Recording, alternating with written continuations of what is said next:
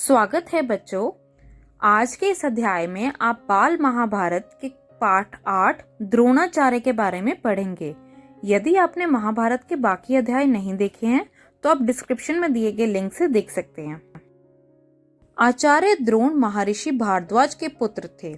पांचाल नरेश का पुत्र द्रौपद भी द्रोण के साथ भारद्वाज आश्रम में शिक्षा पा रहा था। दोनों में गहरी मित्रता थी। कभी कभी राजकुमार द्रौपद उत्साह में आकर द्रोण से यहाँ तक कह देता था कि पांचाल देश का राजा बन जाने पर मैं आधा राज्य तुम्हें दे दूंगा। शिक्षा समाप्त होने पर द्रोणाचार्य ने कृपाचार्य की बहन से ब्याह कर लिया। उससे उनके एक पुत्र हुआ जिसका नाम उन्होंने अश्वत्थामा रखा। द्रोण अपनी पत्नी और पुत्र को बड़ा प्रेम करते थे। द्रोण बड़े गरीब थे। वह चाहते थे कि धन प्राप्त किया जाए और अपनी पत्नी व पुत्र के साथ सुख से रहा जाए। उन्हें खबर लगी कि परशुराम अपनी सारी संपत्ति गरीब ब्राह्मणों को बांट रहे हैं, तो भागे भागे उनके पास गए। लेकिन उनके पहुंचने तक परशुराम अपनी सारी संपत्ति वितरित कर चुके थे और वनगमन की तैयारी कर रहे थे। द्रोण को देखकर यहाँ वह बोले, ब्राह्मण श्रेष्ठ, आपका स्वागत है, पर मेरे पास जो कुछ था वह मैं बांट चुका हूँ। अब यह मेरा शरीर और धनुर्विद्या ही है। बताइए मैं आपके लिए क्या करूं? तब द्रोण ने उनसे सारे अस्त्रों के प्रयोग तथा रहस्य सीखने की प्रार्थना की। परशुराम ने यह प्रार्थना स्वीकार कर ली और द्रोण को धनुर्विद्या की पूरी शिक्षा दे दी।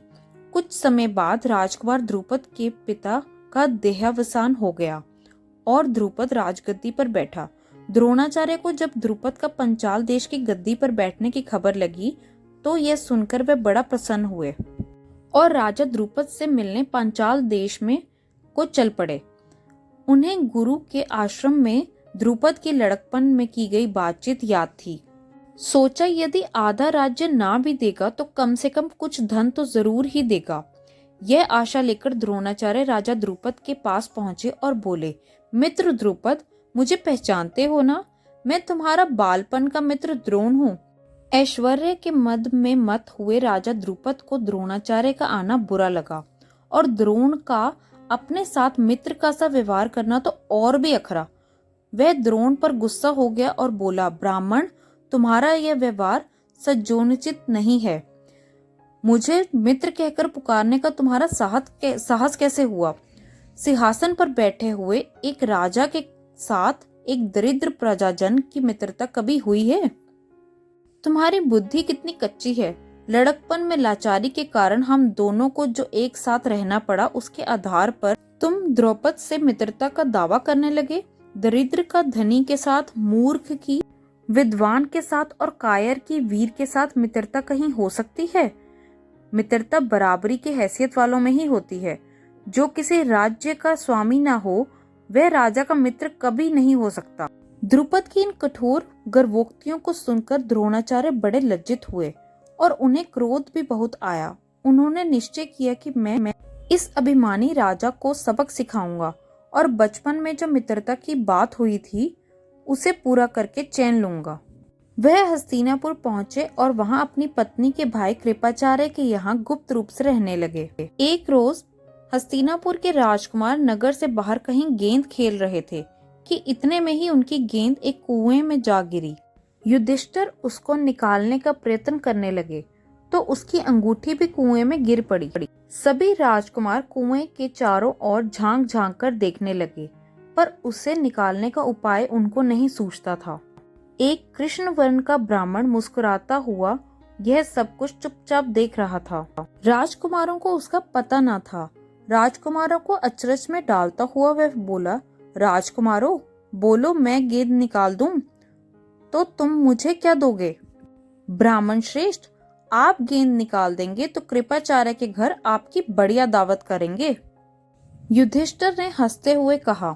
तब द्रोणाचार्य ने पास में पड़ी हुई सीख उठा ली और उसे पानी में फेंका। सीख गेंद को ऐसे जाकर लगी जैसे तीर, और फिर इसी तरह लगातार कई सीखें वे कुएं में डालते गए। सीखें एक दूसरे के सिरे से चिपकती गई। जब आखिरी सीख का सिरा कुएं के बाहर तक पहुंच गया तो द्रोणाचार्य ने उसे पकड़कर खींच लिया और गेंद निकल आई। सब राजकुमार आश्चर्य से यह करतब देख रहे थे। उन्होंने ब्राह्मण से विनती की कि युधिष्ठिर की अंगूठी भी निकाल दीजिए। द्रोण ने तुरंत धनुष चढ़ाया और कुएं में तीर मारा। पल भर में बाण अंगूठी को अपनी नोक में लिए हुए ऊपर आ गया। द्रोणाचार्य ने अंगूठी युधिष्ठिर को दे दी। यह चमत्कार देखकर राजकुमारों को और भी ज्यादा अचरज हुआ। उन्होंने द्रोण के आगे आदर पूर्वक सिर नवाया और हाथ जोड़कर पूछा, महाराज, हमारा प्रणाम स्वीकार कीजिए और हमें अपना परिचय दीजिए कि आप कौन हैं। हम आपकी क्या सेवा कर सकते हैं, हमें आज्ञा दीजिए। द्रोण ने कहा, राजकुमारों, ये सारी घटना सुनकर पितामह भीष्म से ही मेरा परिचय प्राप्त कर लेना। राजकुमारों ने जाकर पितामह भीष्म को सारी बात सुनाई तो भीष्म ताड़ गए कि हो न हो वह सुप्रसिद्ध आचार्य द्रोण ही होंगे। यह सोचकर उन्होंने निश्चय कर लिया कि अब से राजकुमारों की अस्त्र शिक्षा द्रोणाचार्य के ही हाथों पूरी कराई जाए। बड़े सम्मान से उन्होंने द्रोण का स्वागत किया और राजकुमारों को आदेश दिया कि वह गुरु द्रोण से ही धनुर्विद्या सीखें। कुछ समय बाद जब राजकुमारों की शिक्षा पूरी हो गई तो द्रोणाचार्य ने उनसे गुरु दक्षिणा के रूप में पांचाल राज द्रुपद को कैद कर लेने के लिए कहा। उनकी आज्ञा अनुसार पहले दुर्योधन और कर्ण ने द्रुपद के राज्य पर धावा बोल दिया, पर पराक्रमी द्रुपद के आगे वे ना ठहर सके, हार कर वापस आ गए। तब द्रोण ने अर्जुन को भेजा।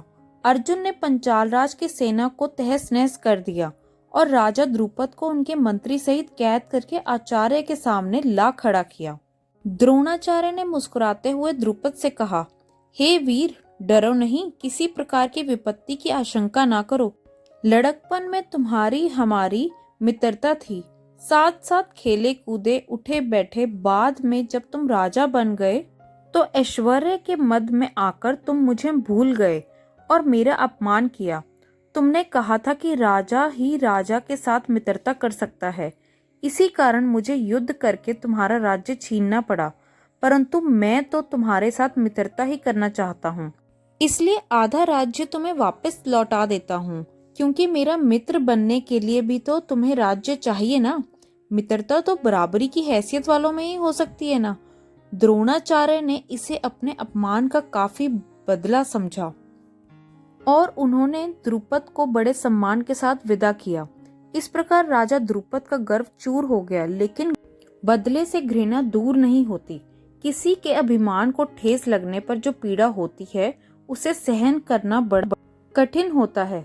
द्रोण से बदला लेने की भावना द्रुपद के जीवन का लक्ष्य बन गई। उसने कई कठोर व्रत और तप इस कामना के लिए किए कि उसे एक ऐसा पुत्र हो जो द्रोण को मार सके, साथ ही एक ऐसी कन्या जो अर्जुन को ब्याही जा सके। आखिर उसकी कामना पूरी हुई। उसके धृष्टद्युम्न नामक एक पुत्र हुआ और द्रौपदी नाम की एक कन्या। आगे चलकर कुरुक्षेत्र की रणभूमि में अजय द्रोणाचार्य किसी धृष्टद्युम्न के हाथों मारे गए थे। बच्चों, आशा करती हूँ कि आपको आज का अध्याय अच्छा लगा हो। अगर आपके कोई भी सुझाव या विचार हो तो आप कमेंट सेक्शन में लिख के जरूर बताएं। वीडियो अच्छी लगी हो तो वीडियो को जरूर लाइक करें और बाकी अध्याय देखने के लिए आप CSC ट्यूटोरियल को सब्सक्राइब करें।